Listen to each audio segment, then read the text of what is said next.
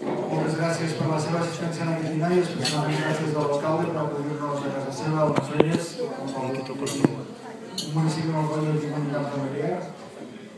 Després que parli el Felip Puig, gairebé ja no cal dir res, perquè ja ho explica tot, ja toca tots els pals, quan jugues a la botifarra, de quin pal vas, doncs ell ja ha tocat tots els pals. Però sí que m'agradaria fer-los arribar una mica l'esperit, l'ànim amb el qual intentem afrontar aquestes eleccions, sobretot 2 anys després d'haver convocat ja unes eleccions. Aquestes molt probablement són les eleccions, ho deia abans l'alcalde, les més importants de la nostra vida. Catalunya, i el catalanisme polític en especial, fa moltes dècades i d'una forma molt singular, els darrers 30 anys, ha intentat treballar d'una forma activa, estenent la mà a l'Estat per tenir un Estat que ens respectés i que ens entengués. Alguns de vostès ho recordaran perquè ho han viscut més o menys directament, els pactes de la Moncloa, l'entrada de l'estat espanyol a l'OTAN, després de la Comunitat Econòmica Europea, que després seria la Unió Europea, a l'euro, i hem estat en moments en què el PP i el PSOE estaven uns a govern i els altres a l'oposició i viceversa, i quan el que estava a l'oposició feia la punyeta al govern i l'altre quan estava a govern se'n ressentia perquè l'oposició li feia la punyeta, i hem estat de vegades posant-hi la cara més del que ens tocava, però sobretot per una qüestió molt clara, que interpretàvem que havíem d'ajudar a construir un estat més modern, més democràtic i més europeu, amb la confiança que aquest estat més modern, més democràtic i més europeu acabaria entenent i respectant el procés, la voluntat i la singularitat del nostre país. Però també durant aquests 30 anys hem anat veient que aquesta qüestió malauradament no ha anat ben bé així. No cal fer una llista massa llarga, però atacs a la llengua, a la cultura, a les institucions del nostre país, encara avui d'una forma molt virulent, inversions que s'havien compromès a fer a Catalunya que no arriben, estatuts retallats i tombats pel Tribunal Constitucional, un pacte fiscal proposat com una nova entesa entre l'Estat i Catalunya per tal de donar a Catalunya la necessitat de poder fer una millor política en els àmbits socials, en l'àmbit també de dinamitzar econòmicament el nostre país. Pacte fiscal, com se'ns diu, no, i ara ni nunca, ho deia el propi conseller Puig. Davant d'això el país tenia 2 opcions: abaixar el cap o aixecar la mirada.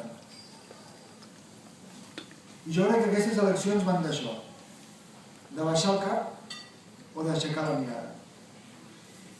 Interpretem, veurem el dia 25, perquè això finalment fins que no es vota és molt difícil de poder saber d'una forma clara, interpretem que en aquests moments hi ha molta gent, a tot el país, a tots els racons, a totes les comarques, gent fins i tot ideològicament molt diferent, que ha decidit que ni abaixem el cap, ni abaixem els braços, sinó que aixequem la mirada i no només això, que comencem a caminar cap a la construcció d'estructures d'estat, d'un estat propi.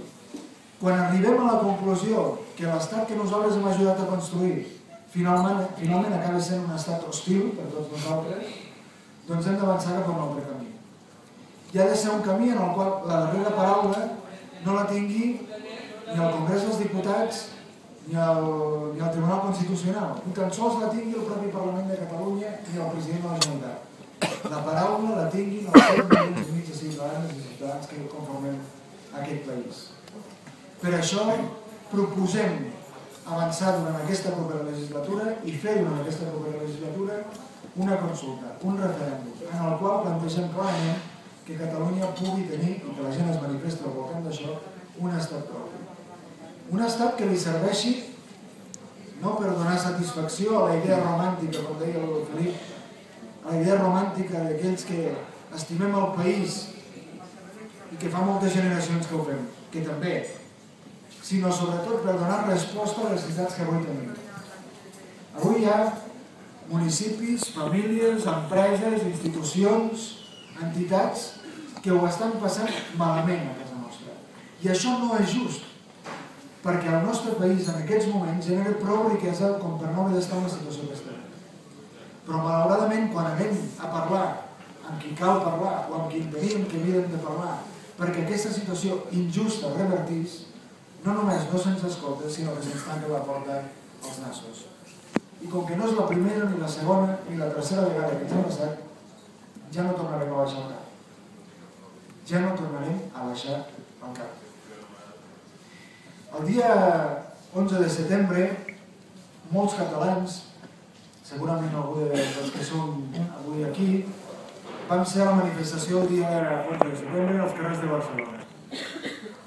Molts altres no hi van ser, alguns hi haurien volgut ser, sense cap mena de dubte, però per temes diversos, doncs no hi van ser. I allà vam ser capaços de situar 1,5 milió de persones que d'una forma absolutament pacífica, cívica, contra ningú, sinó a favor d'una idea de llibertat, de democràcia, demanaven un estat propi. Demanaven un estat propi de la Unió Europea. Quan es va acabar la manifestació, vam pujar, en el meu cas vaig pujar cap a la Seu, cap al meu municipi, cap al meu poble, i vaig trucar a casa dels meus pares. I allà hi havia els meus nebots, són petits, un de 8 i l'altre de 10. I vaig parlar amb tots dos i em van explicar que havien estat mirant la manifestació per la tele i que els havia agradat molt i que havien vist moltes senyeres i... Bé, el de 10 anys, que és el que ja comença a ser un homenet, doncs m'ho explicava amb molta il·lusió i s'havia fixat molt en tot plegat, no? Em deia, ostres, tia, quina il·lusió, quanta gent, i a més amb tothom molt bé i moltes senyeres i moltes estelades i jo vaig dir, Martí, la propera vegada ja anirem junts, el tiet et portarà a la manifestació. I ell va parar 2 segons i va dir, tiet, però hauríem de fer que no n'hi hagués cap altra de manifestació. Carai, això sí que és sentit comú. Un nen de 10 anys que ens dona una lliçó a tots plegats, especialment aquells que s'ho miren des de l'altra banda de l'Ebre i que no han entès absolutament res. Per què fem aquest pas? Per què el dia 25 d'eleccions? No només per no haver de fer cap altra manifestació, que seria molt desitjable perquè vol dir que aniríem pel bon camí, sinó precisament per donar compliment a l'expectativa d'aquesta canalla de 10 anys, de tants Martins com hi ha a tot arreu del país. Si volem que aquesta canalla visquin en un país millor, si volem que d'aquí 30 anys, quan ells tinguin la possibilitat de tibar del país, puguin posar la vista enrere i mirar i dir, escolta'm, aquell any 2012 els catalans van fer un gest de dignitat, van fer un gest de valentia i van ser capaços de començar a caminar cap a la construcció d'un estat propi. Si fem això, d'aquí 30 anys, els Martins, que avui tenen 10, 8, 5, 3 anys, se sentiran orgullosos de nosaltres. I per tant, el moment que vivim és clau. No són unes eleccions com les que s'han fet en els últims anys. Es deia, són les eleccions més importants de la nostra vida, són les eleccions de llibertat. No triem només 135 diputats i diputades que intentaran fer la millor feina al Parlament de Catalunya. És molt més gros tot això. És molt més important. És molt més fonamental pel futur dels nostres fills i les nostres filles. I cal que tots en prenguem consciència. Cal que tots en prenguem consciència i actuem, en aquest cas, en coherència respecte al moment. No s'hi val quedar-se a casa, no s'hi val abaixar els braços, no s'hi val buscar excuses. Cal anar a votar i cal arremangar-se cada dia per construir aquest país millor que volem. I evidentment, nosaltres us hem de demanar que voteu Convergència i Unió. No només perquè toqui, sinó perquè entenem clarament que és l'opció més bona, més potent, més preparada, més rigorosa per portar Catalunya cap a un escenari molt millor del que tenim avui. I a més, tenim un gran lideratge. Tenim un president que traspassa totes les fronteres de Convergència i Unió. És un lideratge de país. I en el moment en què aquest lideratge de país ha fet el pas i ha posat la cara ja veieu que ja està revoltejant fort, només cal mirar els diaris i les notícies cada dia. Aviam qui la diu més grossa, aviam qui l'ataca més directament, aviam qui critica el seu pare que va morir el mes de març. Per favor, per favor. Això està passant en aquests moments. I per què ho fan, això? Per què ho fan? Doncs, evidentment, ho fan d'una forma clara perquè veuen que en aquests moments Artur Mas és capaç de liderar un país cap a la seva llibertat. I fer-ho d'una forma democràtica, fer-ho d'una forma absolutament escrupulosa amb allò que Europa i el món valorarà més quan ens mirin. De l'11 de setembre, de la manifestació de Barcelona, el més important no era que érem 1,5 milió, que és molt important, molt.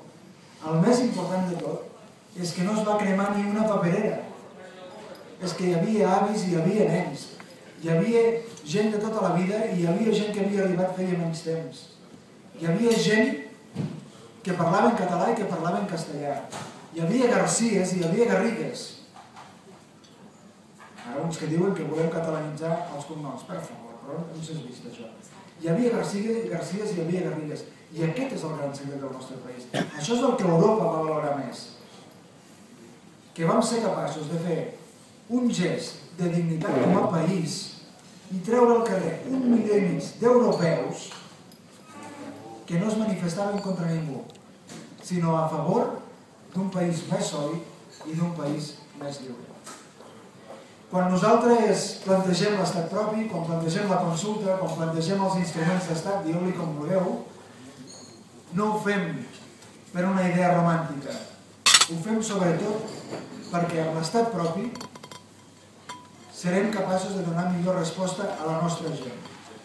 A la gent que està a l'atur, a la gent que perd casa seva perquè la hipoteca no és pagable o no la pot pagar, a la gent que té dificultats de liquiditat a la seva empresa, als municipis que tenen també altres dificultats, a les famílies. Si volem l'estat propi, és precisament per això, per viure millor com a país. Dues coses més. Segurament algú de vostès es dedicarà al món de la pagesia o de la ramaderia, a la taula ja en teníem alguns que ho feien i que ho fan. Hi ha un ritornello aquests dies, propiciat per la gent que fa la política de la por. Espera, que acabi la casa.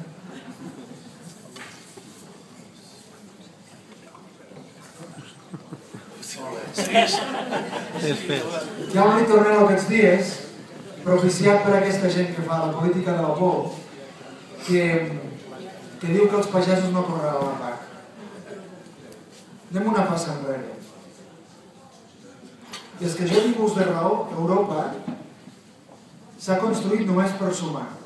Ha anat afegint països. Jo recordo que quan era petit n'hi havia 12, després van entrar uns quants més, avui ja són 37 països. I d'aquí uns mesos 38. S'afegeix Croàcia. I quan algú diu, no, és que sortireu d'Europa, algú es pensa que 7 milions i mig de ciutadans europeus, una vella nació europea com és Catalunya, si exerceix el seu dret a l'autodeterminació i ho fa d'una forma democràtica, neta, d'una forma absolutament pulcra, algú creu que Europa ens farà fora? Algú coneix algun gest d'Europa en aquests darrers 30 anys que hagi fet fora algun país? No, clar, evidentment que no. Evidentment que no. I per tant, no serem fora d'Europa. Es trobarà i es treballarà una solució política, com s'estarà treballant també en el cas d'Escòcia. Per tant, no serem fora d'Europa i per tant, evidentment, no tindrem problemes per cobrar la PAC. Però és que tot i així, en aquests moments Catalunya aporta més diners a Europa dels que Europa aporta a Catalunya en concepte de la PAC. Per tant, tampoc cal patir en aquest sentit. No sortirem de la PAC, no posarem fronteres entre Lleida i Praga, que això és una altra animalada, evidentment que no ho farem. Un món que va cap a que les fronteres desapareguin només faltaria que nosaltres ho haguéssim de fer. I evidentment no canviarem el nom de ningú, només faltaria. Un país que està format per 7 milions i mig de persones que es diuen de totes maneres, ja no només Garcías i Garrigues. De totes maneres, el que ha de fer és treballar conjuntament perquè tothom, es digui com es digui, trobi el seu espai de dignitat a casa nostra. Aquest és el nostre objectiu. Aquesta és la nostra voluntat. I perquè això sigui així tenim algú que està al capdavant, el president Mas, ja n'hem parlat. Però necessitem força. I necessitem que el president sigui capaç d'aglutinar al seu costat molta gent. No només la gent de Convergència i Unió, sinó molta altra gent que habitualment potser donen suport a altres partits polítics, però que en aquesta ocasió entén el moment històric, entén la transcendència de la situació que estem vivint i entén també que cal donar suport a qui fa el pas endavant i ens defensa d'una forma més clara i més rigorosa, que és el propi president. Per tant, nosaltres us demanem el vostre suport, la vostra empenta pel dia 25. I si m'ho permeteu, us demanem encara una cosa més important, que el dia 26 continueu aixecant la persiana. No seran uns moments, ni uns dies, ni uns mesos, ni uns anys fàcils. Si algú diu que això serà facilíssim, no és veritat. Però és que l'alternativa encara seria molt més complicada. Abaixar els braços, abaixar el cap, no és alternativa de futur pel país. L'alternativa és posar-nos a caminar tots junts, treballant molt, dient-nos les coses a la cara, mirant-nos als ulls i sent capaços de treballar conjuntament i de caminar conjuntament cap a aquesta estratègia. Si ho fem així, us assegurem que nosaltres, la gent que tindrem l'honor de representar-vos al Parlament de Catalunya, no descansarem ni un minut, perquè no només són les eleccions de la nostra vida, és la tasca i l'operació política de la nostra vida i de tantes generacions de catalans que des de fa 300 anys malven per aconseguir la nostra llibertat. I com que som conscients d'aquest repte, com que som conscients d'aquesta responsabilitat, us demanem el vostre suport i us oferim i us garantim la nostra entrega, la nostra feina, la nostra honestedat en aquest procés tan complicat, però alhora tan apassionant pel nostre país. Gràcies una vegada més a la gent d'Almacelles, al seu alcalde i a tots vostès per la seva atenció.